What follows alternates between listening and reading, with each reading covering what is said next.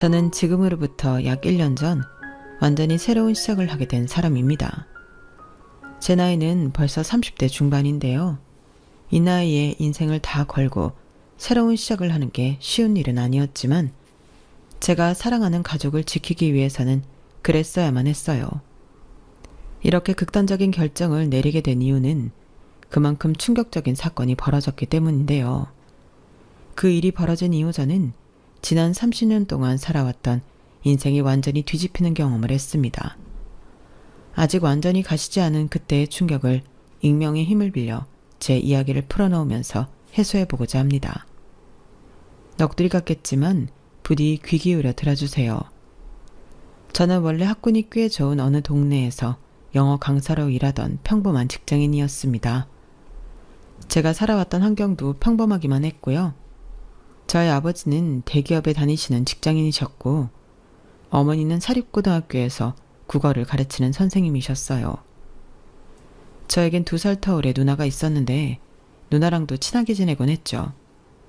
하지만 누나와의 사이가 가끔 어색해질 때가 있었는데 그건 바로 저희 할머니가 누나를 홀대하고 저를 편애하실 때였습니다. 얘 승주야, 네 동생 밥 먹은 거 갖다 치워라. 아니야 할머니, 내가 치울게. 남자가 어디 주방에 들어가라고 하냐. 승주 뭐하냐? 빨리 밥상 안 치우고. 네. 승주는 밥상 먼저 갖다 놓고 냉장고에 있는 꽈배기 여기다 가져다 주고 설거지해라. 할머니는 매번 이렇게 대놓고 손자만 편애하셨고 저희 엄마는 그런 할머니한테 구박당하는 누나를 보고도 모른 척 하셨죠. 저희 때는 학교에서 남아 선호 사상이니 양성평등이니 하는 걸 배웠을 때라서 저도 할머니의 행동이 잘못되었다는 걸 알고 있었어요. 하지만 그렇다고 해서 집안의 가장 큰 어른인 할머니한테 뭐라고 할 수는 없었고 그저 할머니 댁을 다녀올 때마다 누나한테 평소보다 더 잘해주기만 했을 뿐이었습니다. 누나도 그런 제 마음을 어느 정도 알고 있었는지 저희 사이는 할머니 일로 틀어지지 않고 사이좋은 남매로 잘 자라게 되었어요.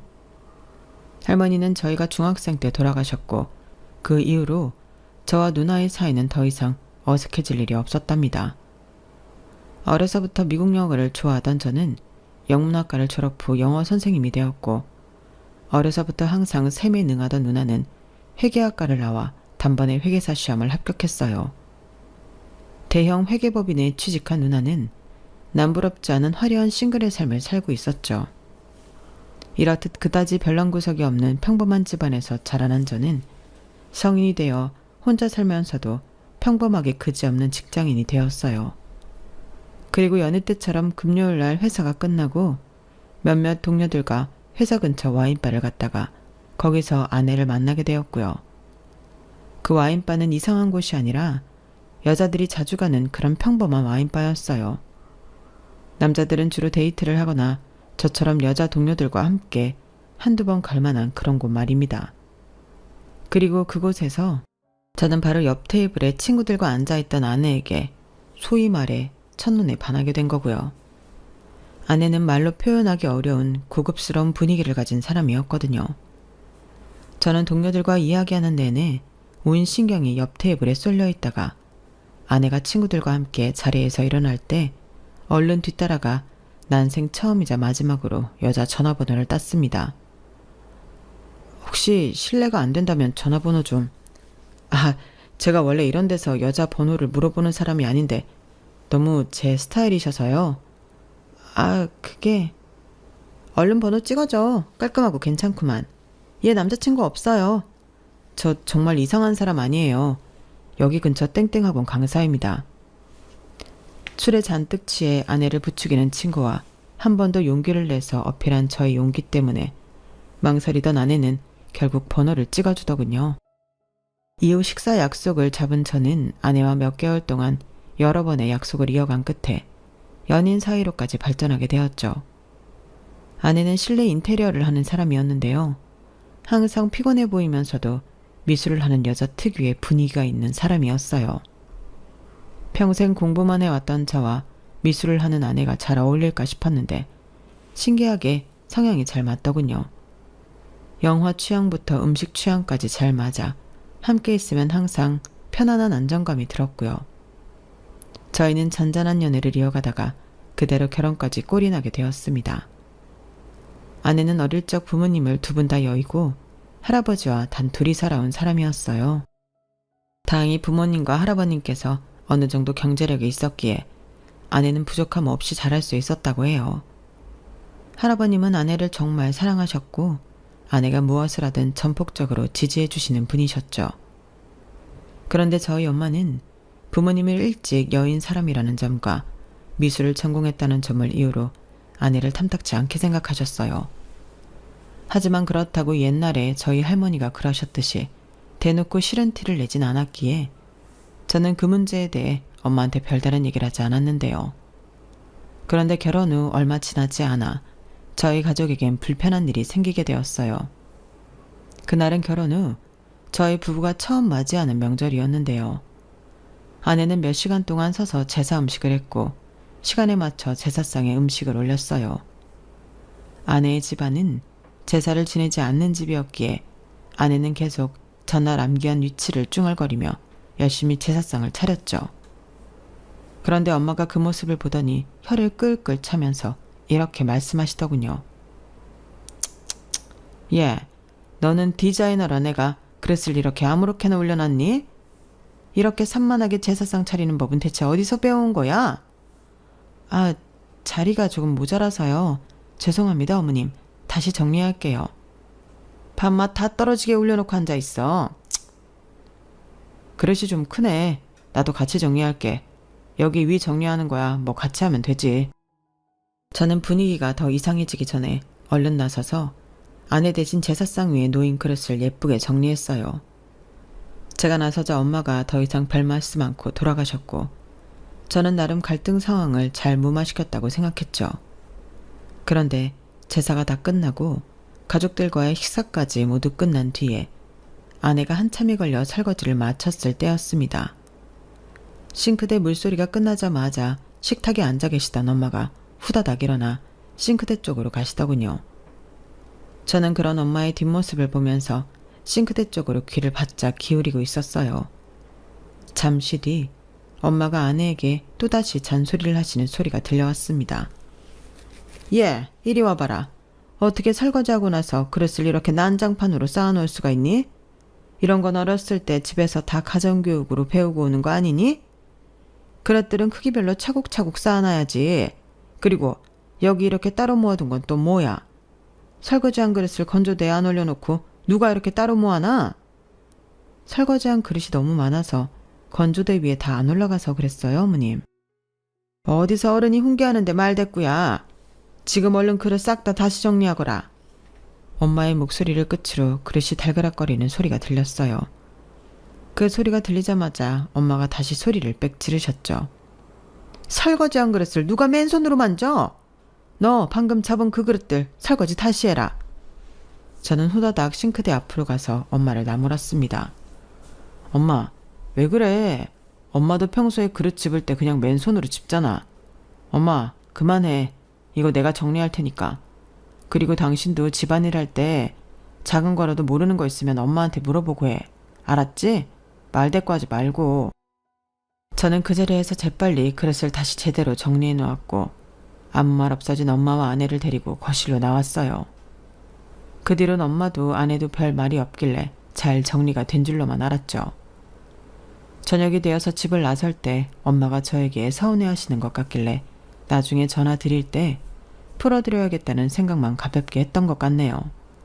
그런데 집으로 돌아오는 내내 차 안에서 아내는 아무런 말도 없이 굳은 표정이었어요.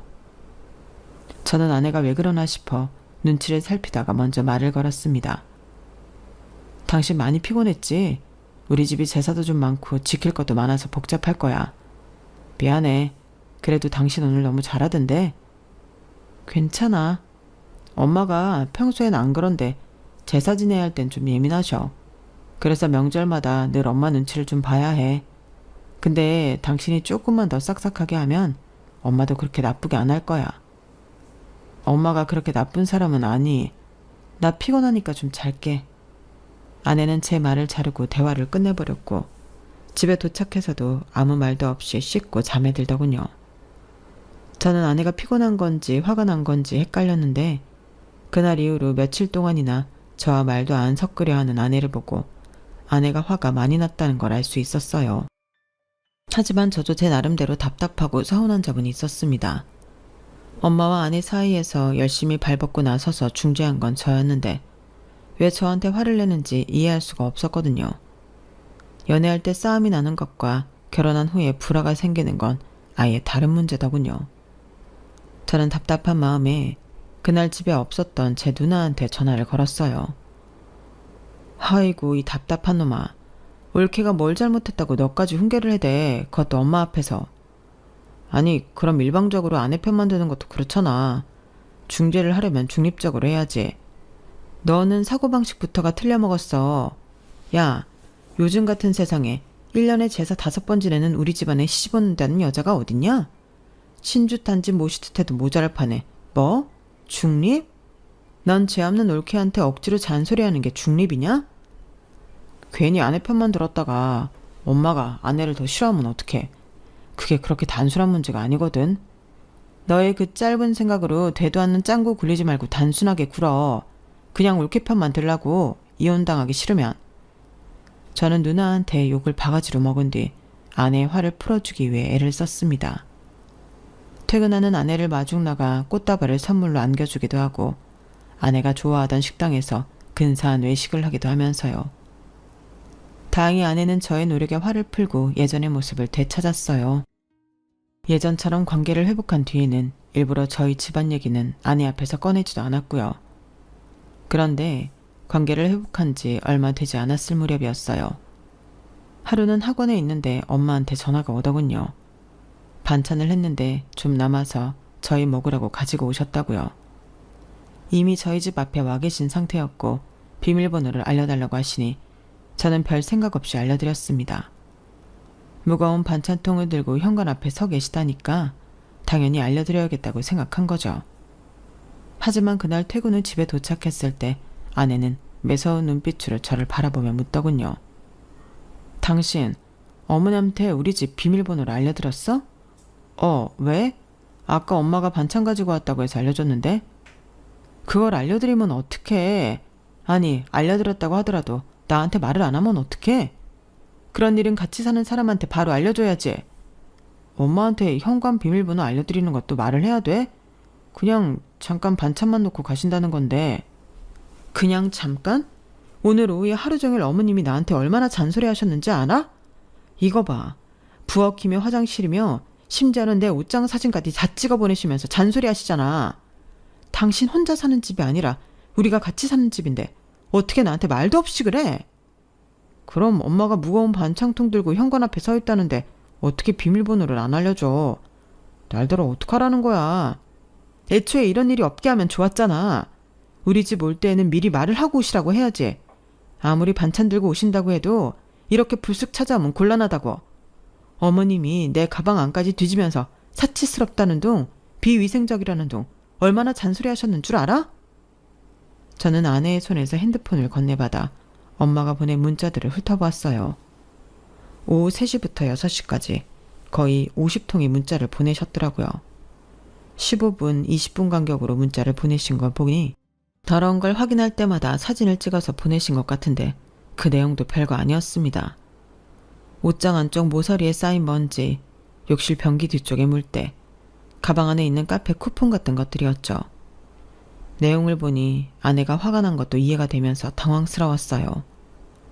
저는 일단 아내한테 알겠다고 미안하다고 한 뒤 잠시 집 앞으로 나와 엄마한테 전화를 했습니다. 엄마, 오늘 집에 다녀갔을 때 집안 구석구석 들춰보고 그랬지. 그걸로 아내한테 잔소리까지 하고. 다음부턴 그러지 마. 우리 집에 올 거면 미리 연락하고 오라고. 참나, 걔가 너 퇴근하자마자 곧바로 쪼르르 가서 고자질했니? 내가 뭐라고 한 소리 좀 했다고? 무슨 한 소리만 해. 내가 엄마 보낸 문자 전부 봤어. 엄마가 이렇게 아무것도 아닌 걸로 꼬투리 잡고 잔소리하면 내가 아내랑 어떻게 잘 지낼 수 있겠어. 내가 이혼했으면 좋겠어? 아내가 엄마 마음에 안 드는 거 알아. 그래도 내가 결혼한 사람이잖아. 명절 때 일도 그렇고 자꾸 아내 괴롭히지 마. 내가 뭘 걔를 괴롭혀? 원래 시집 오면 시애미가 며느리 가르치고 그러는 거야. 네가 뭘 안다고 여자들 일에 끼어들어서 이래라 저래라니? 왜 엄마한테만 불평하냐고. 세영이 걔가 그래? 무조건 다 내가 잘못했다고? 지 잘못은 하나도 없다고 하지. 아니라니까. 세영이 잘못이면 세영이 잘못이라고 하지. 엄마, 진짜 그만해. 내가 판단했을 때 이건 엄마가 잘못한 거니까 엄마 잘못이라고 말하는 거야. 난 분명히 얘기했어. 저는 단호하게 말을 한 뒤 통화를 끝냈어요. 이 일로 한동안 엄마와 서먹해졌지만 이번 일은 제가 생각해도 엄마한테 단호하게 말씀을 드려야 할 것 같아 저도 강경한 태도를 유지했죠. 아내한테는 엄마한테 잘 이야기했으니 앞으로 집에 불쑥 찾아오거나 괜한 잔소리를 하는 일이 없을 거라고 했고요. 제 말에 아내도 화를 풀었고 저희는 전처럼 다시 사이가 좋아졌어요. 고부 갈등만 없으면 저희는 신혼부부답게 알콩달콩한 날들을 보낼 수 있었습니다. 그 사건 이후 한 2달 정도 평화로운 나날들이 지속됐던 것 같네요. 계절이 바뀌면서 제 생일이 다가왔죠. 가족들이 한번 모이자고 얘기가 됐고 저는 그동안 서먹서먹했던 관계를 이참에 풀자는 생각으로 아내와 함께 저희 부모님 댁에 가겠다고 얘기했어요. 아내도 제 의견에 동의했고요. 생일 주간이 되어서 주말에 집을 방문했더니 엄마는 아내한테 손을 좀 보태달라고 이야기를 하시더군요. 전처럼 날이 선 말투는 아니셨어요. 아내는 고분고분하게 알겠다며 주방으로 갔고 저는 아버지와 거실에서 이야기를 나눴는데요. 생일상이 마련되고 가족들이 다 같이 식사를 하는데 엄마가 저희한테 이런 질문을 하시는 겁니다. 너희 결혼한 지 한참 됐는데 애는 언제 가질 거니? 결혼한 지 한참 됐다니. 우리 이제 1년쯤 지났는데. 우리 땐 결혼하면 바로 애부터 가지는 게 우선이었다. 1년이 지나도 애가 없으면 너희가 조금 더 노력하는 모습을 보이던가 해야 되는데 내가 보기에 너무 느긋한 것 같아서 하는 말이야. 예, 세영이 너 괜히 피곤하다고 아이 가지는 거 게을리하면 안 된다. 네, 저희도 노력하고 있어요, 어머님. 그 애들이 어련히 알아서 하겠지. 밥상머리 앞에서 옆에 내가 주책맞게 별소리를 다 해. 중요한 얘기니까 그렇죠. 당신도 독자고 우리 승훈이도 독자인데 여유가 어디 있어요? 엄마, 요즘 시대에 누가 그런 걸 따져. 독자는 얘기가 다르지. 다른 애매한 집안들은 몰라도 우리 집안은 다른 근본에 없는 집안이 아니잖니. 승훈이 너도 유념해라. 엄마는 저에게도 엄한 표정으로 이야기했어요. 제가 더 반박하려고 했지만 아내가 식탁 아래로 제 발을 툭 치며 제지했죠. 덕분에 저는 더 이상 아무 말도 하지 않았고 그날의 일은 그렇게만 지나가는 줄 알았습니다. 그런데 그날 이후로 약 3개월쯤 지났을 무렵이었어요. 주말에 아내도 저도 피곤해서 낮잠을 자는데 자꾸만 진동소리가 울리더군요. 저는 잠결에 손을 휘저 진동이 울리고 있는 핸드폰을 집어들었는데요. 핸드폰 화면을 보니 엄마한테서 계속 문자가 오고 있는 겁니다. 문자의 내용은 대략 이랬어요. 너 어제 야근 안 한 거 맞니? 생일 끝난 지 열흘 넘었지. 주말에 꼭 노력해라. 우리 집안은 꼭 아들이 필요해. 승훈이랑 일 봤으면 꼬박꼬박 보고해라. 그 문자를 보니 잠이 확 달아났죠. 저는 당장 아내의 핸드폰과 제 핸드폰을 모두 들고 집 밖으로 나와 엄마한테 전화를 걸었어요.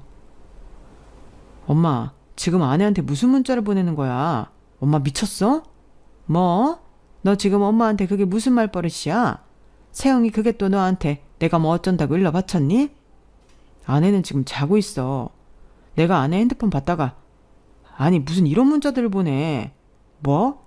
일이 있을 때마다 보고하라고? 그럼 그동안 내가 아내랑 그럴 때마다 엄마가 다 보고받고 있었단 말이야? 그게 얼마나 소름 끼치는 줄 알아? 그동안 안 그랬으니까 앞으로 그러라고 문자 한 거잖아. 그리고 엄마가 아들 일정 확인하는 게 어때서? 너희가 얼마나 아이 소식이 없으면 내가 이러겠어. 앞으로 아내한테 문자하지 마. 알았어? 엄마가 자꾸 이러면 내가 신경 쓰여서 아내랑 아무것도 못하겠다고. 방금 그 문자 때문에 당분간은 아내랑은 같은 이불 덮는 것도 부담스러울 것 같아. 진짜 우리 좀 그냥 냅두라고. 저는 이때는 이성을 잃고 엄마한테 화를 냈어요. 그날 이후 저는 제가 나서서 아내의 핸드폰 번호를 바꾼 뒤 엄마한테는 아내의 전화번호를 알려드리지 않았습니다. 지금 다시 생각해도 그때의 충격은 잊을 수가 없네요.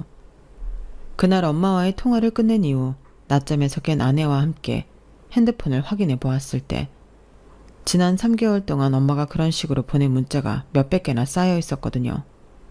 저는 아내한테 앞으로 엄마한테 따로 연락이 오면 저한테 반드시 곧장 이해하라고 신신당부를 했어요.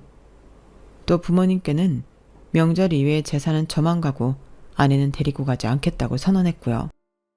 그 사건 이후로 전에는 그저 평범한 고부 갈등인 줄 알았던 저희 집안의 불화가 사실 굉장히 심각한 상태였다는 걸 깨달았어요.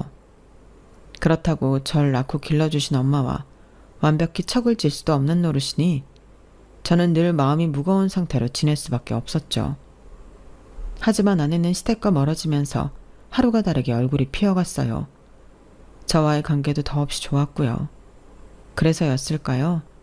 제가 저희 부모님과 아내를 떨어뜨려 놓은 지 반년이 채 안 되어서 저희 부부에겐 아기 천사가 찾아오게 되었습니다. 이 소식을 들은 양가 가족들은 모두 축하해 주었어요. 저희, 특히 처가댁의 할아버님이 눈물을 보이실 정도로 좋아하셨죠. 고맙네 백서방. 내가 이제야 우리 아들이랑 며느리를 마음 놓고 보러 갈 수 있겠어. 아유, 아닙니다. 제가 할아버님께 감사하죠. 저희 애엄마를 허락해 주신 건데요. 이제 됐어. 세영이는 몸조리 잘하고 아무것도 걱정하지 말거라. 뭐 필요한 거 있으면 바로 할애비한테 연락하고. 뭐가 됐어. 엄마 아빠는 한참 나중에 보러 가고 나 출산하면 육아 도와줘야지. 아내는 눈시울이 붉어지면서도 괜시리 투정 아닌 투정을 부렸어요. 그 모습을 보며 저희 부모님도 할아버님처럼 순수하게 축하하고 기뻐해 주시면 얼마나 좋을까 싶었네요. 하지만 저희 얼굴을 본 저희 부모님의 첫 질문은 이랬어요. 그래서 성별은 언제 알 수 있다니? 12주 지나면 알 수 있는데 확실한 건 좀 더 기다려 봐야 한대요. 20주차 정도는 기다려야 확실히 알 수 있다고 하셨어요. 아들이지? 이번에 아들이 아니면 최대한 빨리 또 둘째를 가져야 하는데. 세영이 나이도 있으니까 서둘러야 한다. 축하보다는 그저 아들이라는 목적만 달성하려는 모습이었죠. 그러다 보니 저도 저희 부모님 댁에 다녀왔을 때는 처가댁에 다녀왔을 때처럼 기분이 좋지 않더라고요.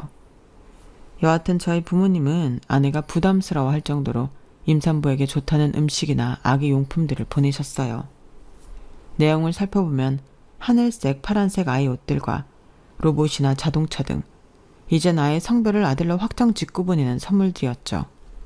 그걸 보니 저까지 숨이 막히는 기분이더군요. 제가 자라날 때는 그 어떤 압박도 없으셨던 저희 부모님이었기에 더 당황스러웠어요. 하지만 아내에게 티를 내진 않았습니다. 그저 전처럼 저희 부모님과 아내 사이에 거리를 둘 뿐이었죠. 그렇게 아내와 함께 출산 준비를 하던 어느 날이었습니다. 한 번은 제가 매번 같이 가던 아내의 검진일에 급하게 잡힌 일 때문에 못 가게 되었어요.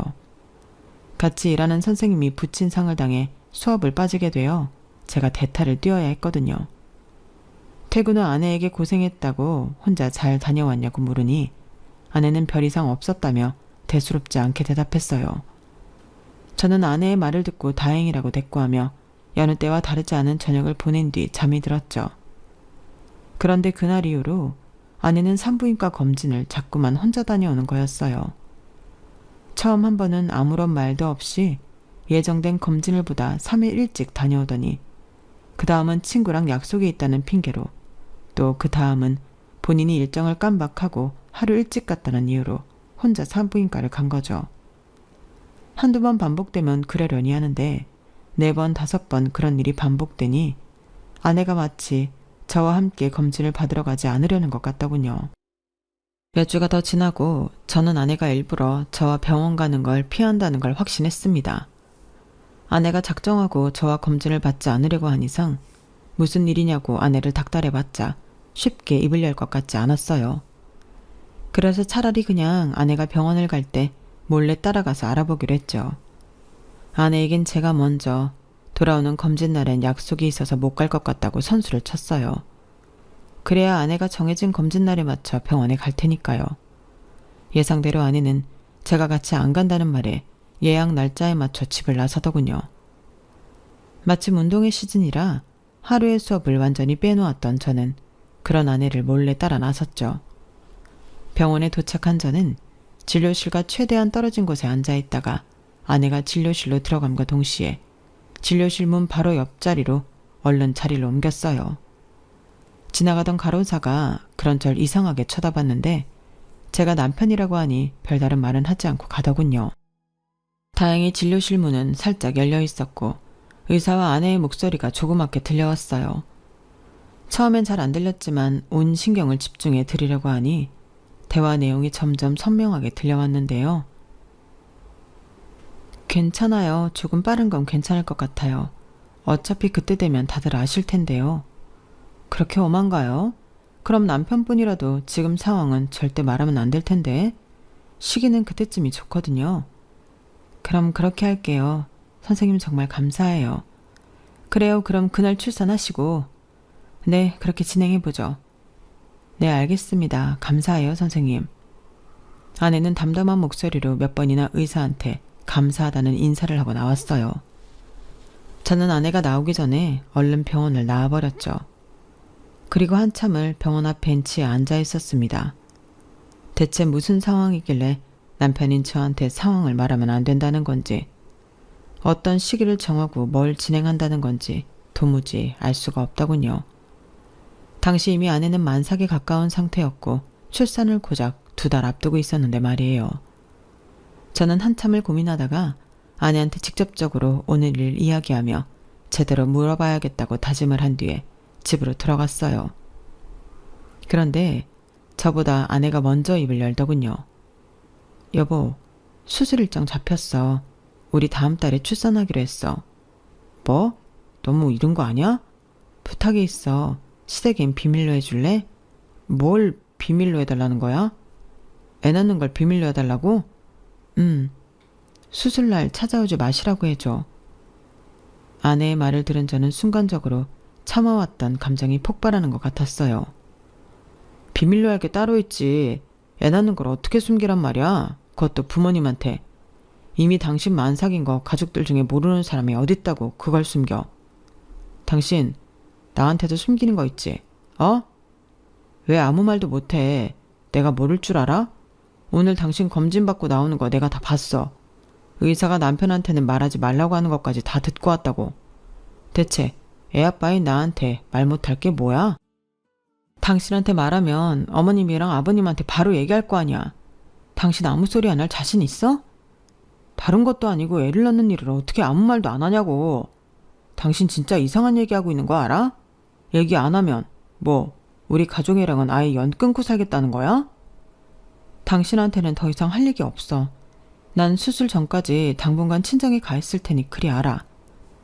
그리고 아내는 정말로 친정으로 가버렸죠. 저는 너무 황당하고 화가 났지만 그렇다고 만삭인 아내한테 더 심하게 굴 수는 없었어요. 직접 찾아가는 대신 할아버님께 연락을 드렸는데 할아버님도 무슨 일이 있는 거냐며 걱정스럽게 여쭤보시더군요. 저도 무슨 일인지 모르겠지만 일단 아내를 잘 부탁한다고 말씀드릴 뿐이었습니다. 당시 출산일이 다가오면서 하루가 다르게 저에게 연락을 하시던 저희 부모님께는 수술 날짜만 알려드리고 별다른 말은 하지 않았어요. 그런데 수술 날짜를 들은 엄마가 곧바로 탄식을 하셨죠. 아이 참, 왜 자연분만을 안 하고 수술 일정을 잡아? 그런 거 따지면서 또 싫은 소리 하실 거면 그냥 오지 마. 나중에 출산 끝나고 연락할 테니까. 아니, 원래 출산 예정일보다 너무 빠르잖니. 의사가 그때가 좋다고 한 거야. 나도 자세히는 몰라. 나중에 얘기해 줄게. 엄마는 더 이상 아무런 말을 하지 않았고 그대로 통화는 종료되었어요. 당시 저도 이런저런 일로 너무 예민한 상태였기에 말이 조금 세게 나간 것 같아 죄송한 마음이 들었죠. 그래서 아내의 수술날 부모님을 모시고 같이 가기로 나중에 따로 약속을 잡았습니다. 그리고 출산 당일 할아버님이 아내가 출산하러 갔다고 먼저 알려주셨습니다. 저는 저희 부모님과 함께 병원으로 향했죠. 하필 그날따라 가는 길이 막혀 저희가 좀 늦게 도착하게 되었고 병원에 갔더니 아내는 이미 출산을 하러 들어갔더군요. 분만실 앞에서 아내와 아이를 기다리는데 얼마 지나지 않아 안에서 의사가 나왔어요.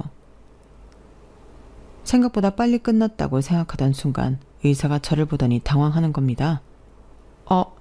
혹시 신세영님 남편분이세요? 네, 무슨 문제라도 있나요? 출산은 잘 진행되었나요? 그게 환자 개인정보에 대해 제가 말씀드릴 수는 없을 것 같습니다. 뒤에 계신 분들도 다 가족분들 아닌가요? 네, 맞습니다. 가족이니까 말씀해 주셔야 하는 거 아닌가요? 대체 무슨 일이길래 그러시는 건데요? 제가 신세영 법적 배우자인데요. 왜 말씀을 안 해주시는 건가요? 환자가 원하지 않으면 저희는 개인정보를 지킬 의무가 있습니다. 잠깐만 기다려 주시죠. 의사는 이 말만 하고 다시 분만실로 들어가더군요. 저는 제 아이가 태어난 순간에도 아내 곁에 가지도 못하고 무슨 일이 일어나고 있는지도 모르고 있다는 사실이 너무나도 납득이 가지 않았죠. 첫 아이가 태어나는 순간만큼 감정이 유동치는 순간이 없잖아요. 그래서 더 이성적인 사고를 하지 못했던 것 같네요. 하지만 갑자기 불현듯 저 말고 다른 가족들이 있으면 안 되겠다는 생각이 들었습니다. 아내도 의사도 자꾸 저와 함께 있는 가족들을 신경 쓰고 있는 것 같다는 느낌이 들었거든요. 저는 얼른 저희 부모님과 할아버님께 다른 곳에서 기다려달라고 보내고 나서 분만실 문을 두드렸어요. 그러자 문이 열리더니 아내를 실은 침대가 이동하고 의사가 나와 저에게 자초지종을 설명하더군요. 신세영 씨가 출산한 아이는 문해증이 있습니다. 오늘이 지나면 사망할 거예요. 뭐라고요? 그게 대체 무슨 소리예요? 신세영 씨도 몇 개월 전 이 사실을 알고 많이 힘들어했습니다. 하지만 가족들에게 알리는 걸 극구 반대해왔어요.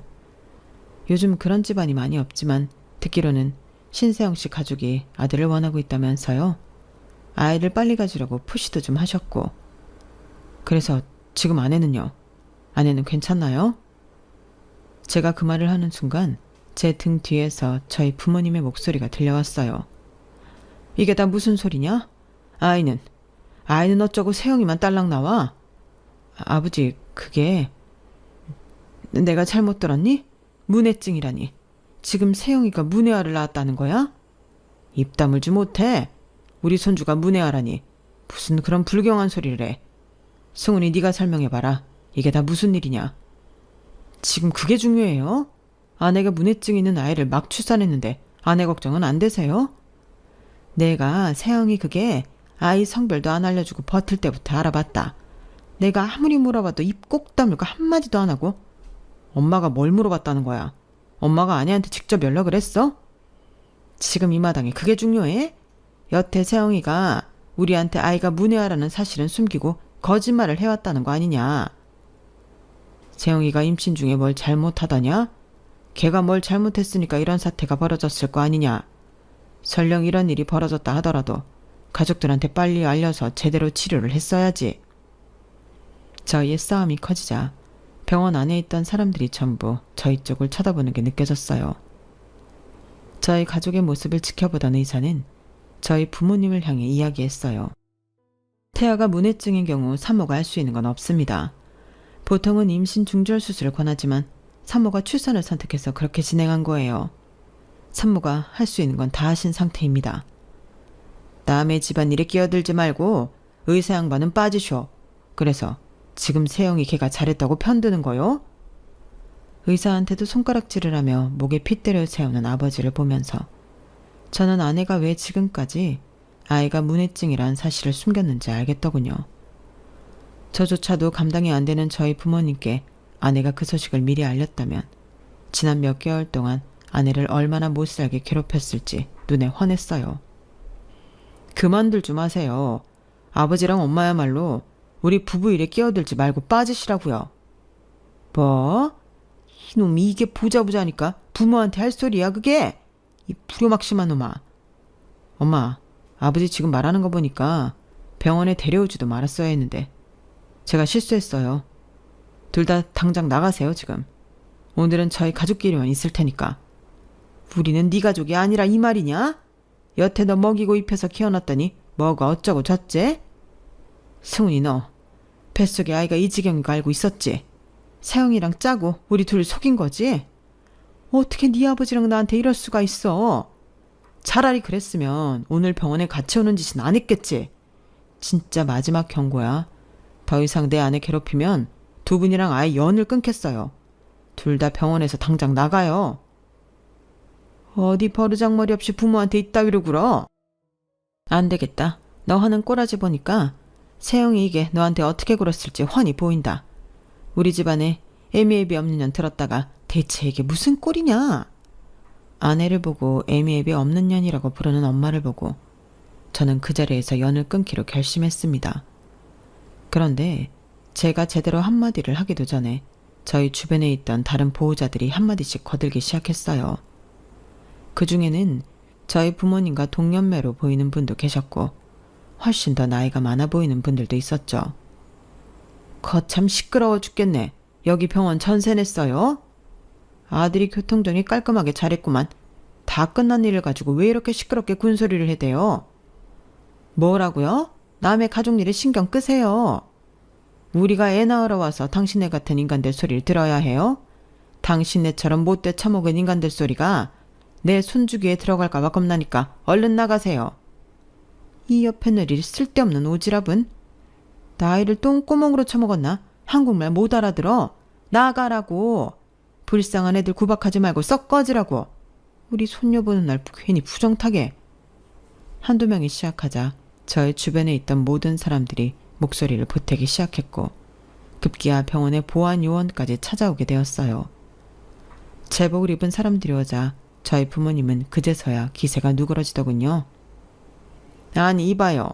우린 여기서 방금 출산한 산모의 보호자예요. 우리 며느리가 방금 출산을 했다고요.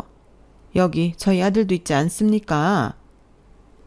승훈아, 네가 이 사람들한테 뭐라고 좀 해봐라.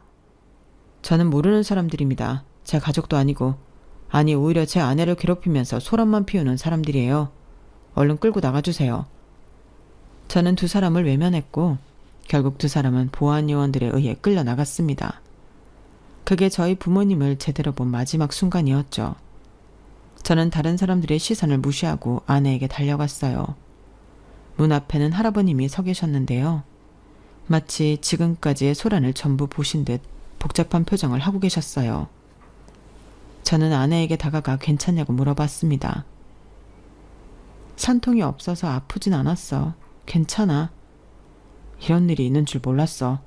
당신 혼자 힘든 일 겪게 해서 미안해.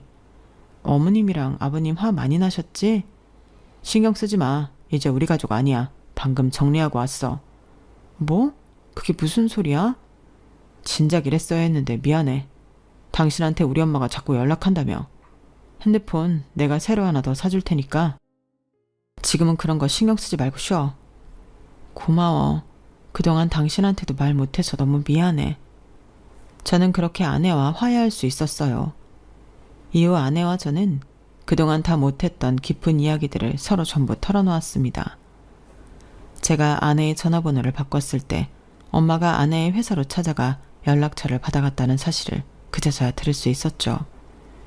그리고 그동안 엄마가 저 몰래 아내한테 수많은 문자와 통화로 엄청난 잔소리와 폭언을 쏟았다는 걸 알았어요. 제 앞에서도 아내 욕을 아무렇지도 않게 하던 엄마는 아내와 둘이 연락할 때는 더한 소리들을 해댔더군요. 아내는 저와 함께 다시 전화번호를 바꿨고 오랜 대화 끝에 이직이 가능한 회사를 알아보기로 했죠. 부모님께는 그날 이후 3번의 연락을 드렸어요. 3번의 통화는 모두 같은 내용이었는데요. 저는 부모님에게 아내에게 사과할 것을 요구했고 그렇지 않으면 정말로 연을 끊겠다고 밝혔어요. 부모님은 저희를 후레자식이라고 부르며 욕하셨고요. 끝끝내 부모님이 뜻을 굽히지 않자 결국 저는 마지막 3번째 전화를 끝으로 연락을 끊어버렸습니다. 그 뒤 엄마가 또 아내의 회사에 찾아갔다고 해요. 하지만 이번엔 아내가 엄마를 발견하자마자 저한테 전화를 했고 그 모습에 엄마는 그냥 돌아가셨다고 하더군요. 저는 약 반년 만에 처갓집 근처에 새집을 구해 이사를 갔어요. 그리고 아내는 다행히 좋은 조건으로 새집 근처에 새 직장을 얻을 수 있었고요. 저희는 그렇게 새집 새 회사에서 저희만의 온전한 가족을 이룰 수 있었답니다. 부모님과 연을 끊고 나니 저는 아예 새로운 삶을 사는 것 같더군요. 그 말이 아주 틀린 것은 아닌 게 저희는 새집으로 이사 온 지 얼마 되지 않아 또다시 아이를 가지게 되었고 지난달 예쁜 딸을 만나게 되었어요. 요즘은 할아버님과 셋이 딸아이를 키우느라 행복하고 정신없는 시간들을 보내고 있죠. 그간에 있었던 일을 쭉 적어 내려가다 보니 딸아이를 만나기 전 새 인생을 시작한 것이 참 감사하다는 생각이 드네요. 앞으로 자라날 저희 딸에게는 그 어떤 안 좋은 말이든 듣지 않게 하고 싶거든요. 물론 아내에게도 마찬가지고요. 전 앞으로 저의 새로운 진짜 가족인 두 여자를 안전하게 잘 지켜내기 위해 더욱더 노력하는 가장이 되려고 합니다. 댓글로 초보 아빠를 위한 응원과 격려 한마디씩 부탁드립니다. 제 이야기를 들어주셔서 감사합니다. 여러분들의 가정에도 평안과 행복이 가득하길 바랍니다. 여러분, 사연 댓글에 응원과 현명한 조언 부탁드려요. 좋아요와 구독은 저에게 큰 힘이 됩니다. 오늘도 좋은 일 가득하세요.